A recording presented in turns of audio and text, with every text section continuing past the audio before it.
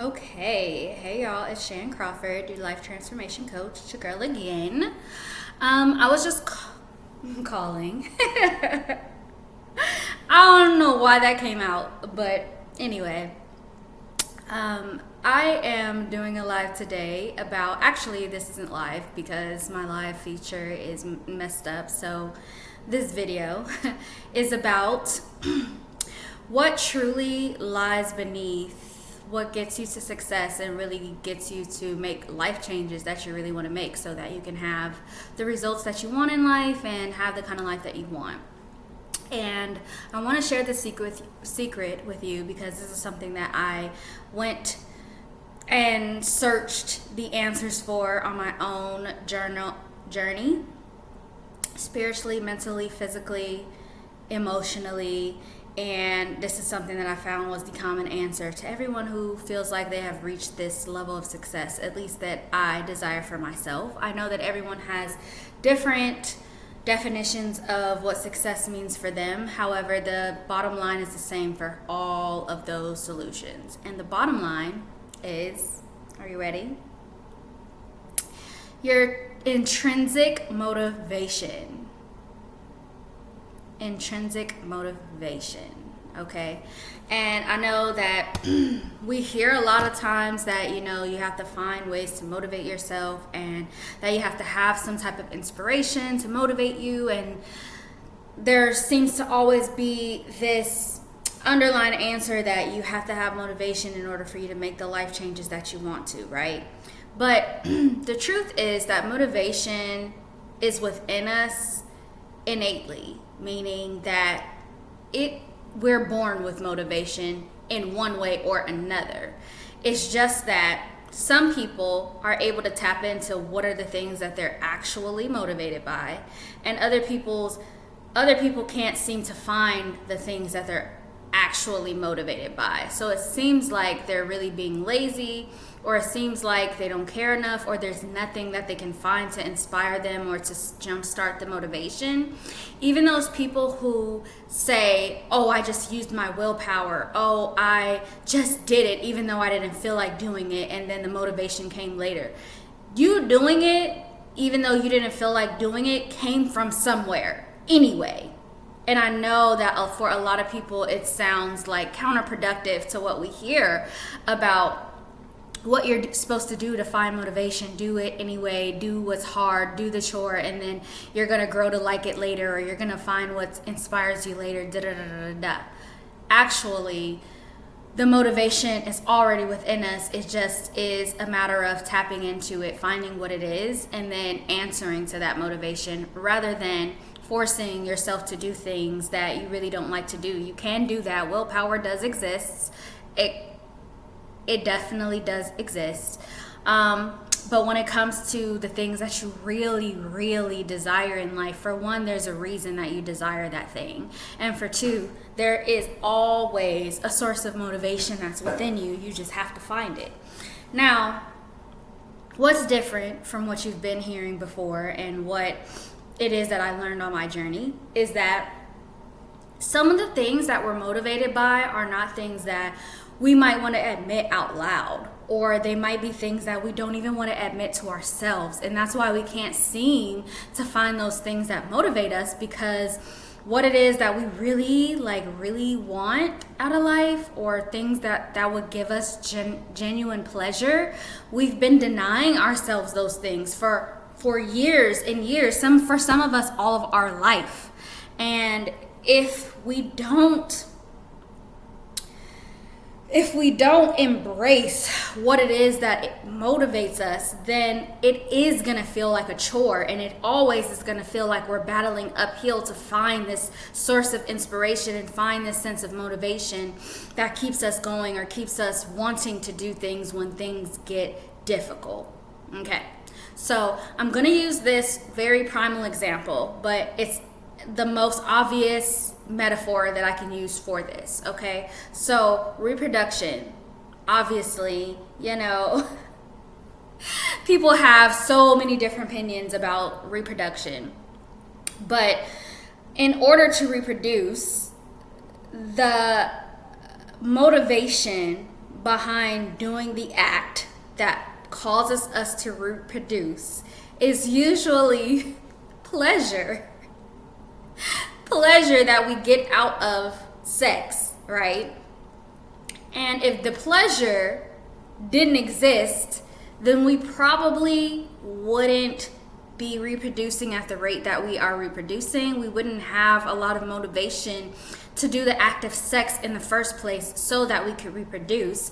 And then on top of that, for the women that go through childbirth and have to deal with the pain and the near-death experience that comes along with that, it's like the pleasure of having a child with someone that you love, or the pleasure of having your own family, or having someone come out of you that is your own mini-me, or the pleasure of having someone that you can unconditionally love and nurture is greater than the pain that you have to go through if you have that going through childbirth, and maybe even the pain that you went through if the act of sex was painful for you, because sometimes it's not always pleasurable for everyone in it. Yeah, it might be pleasurable for one person, but the choice to have that child and to give birth to that child may come out of the pleasures that come with having the child at the end of the day. So even though I know that that's kind of controversial of a topic and that everybody feels differently about it, the bottom line of that metaphor is that pleasure and desire exists within you in the first place to push you to do the act that is going to cause you to have the result that you want. So whatever the result is that you want, whether it be fitness, whether it be a job that you want, whether it be a relationship that you would like, the pleasure of having that thing in the long run or as the result is the motivating factor. Even though there may be things you don't want to do, that you have to take steps to get towards that result in the first place, the pleasure of the end result is going to push you to do the steps that are not that desirable and that are uncomfortable to get there. So when it comes to you going towards whatever result you feel like will create success for you, or whatever lifestyle that you desire to have, or whatever it is that you want out of life, the steps that it's going to take in order for you to get there may not be that comfortable, but the end result may be your motivation,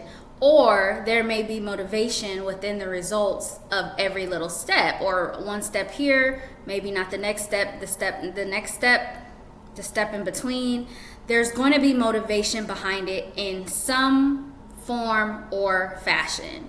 Otherwise, you really don't want that. It may be something that someone else wants for you, or you may be answering to the pressures of societal expectations, or religious expectations, or family expectations, or spousal expectations, or even children's expectations, or your parents' expectations of you. Or it could be a job's expectations, or a school's expectations, finishing, not failing, having this prestigious job title, getting promoted, doing well at work, all of these things when you really don't want that bad to be there, but you're doing it because of the expectations, the pressure of falling into the status quo, or what is considered normal, so that you don't look like, and that's even a motivation within itself, is that you may not want to stand out, you may not want to look like the odd one out in the crowd, you may not want to look like the failure, and so your motivation is to not look like that person or to not be that person. So you keep up these behaviors or these steps that you have to take in order to get the long-term results, so that you can avoid this thing that you are motivated not to have happen in your life. Does that make sense? So back to what I was saying about reaching success and actually making life change in your life, not being in denial about what it is that you really desire is going to be the key to unlocking what it's going to take for you to take the steps in order for you to create the life that you want to have and to have the success that you want in your life. So for some people, maybe their desire is to please their husband and they don't want to admit that that's a desire for them. I can say for myself, I remember when I was very young, maybe like 2019, I was married. And I was dealing with my first like exposure to having like major depression. This is something that I wasn't exactly exposed to as far as like being diagnosed and like maybe taking medication for it. And I was just like this really strong person, and I felt like I can figure this out on my own. I'm smart enough to do this.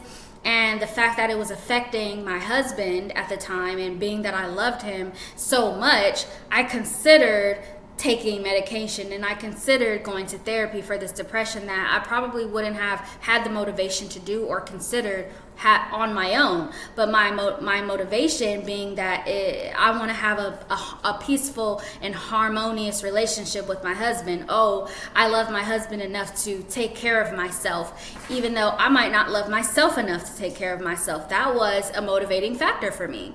And for a lot of people, they may not want to admit that, oh, maybe their motivating factor is their child, maybe it's their husband, maybe it's their parent, maybe it is feeling like they're the prettiest person in the room.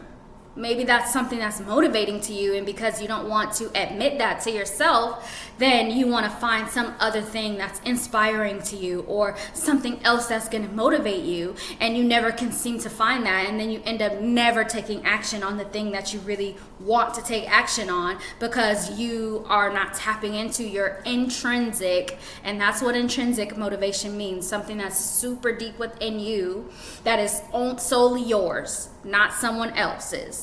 Yours. You're not tapping into your intrinsic motivation to cause you to do the things that it takes to get the results that you want out of life.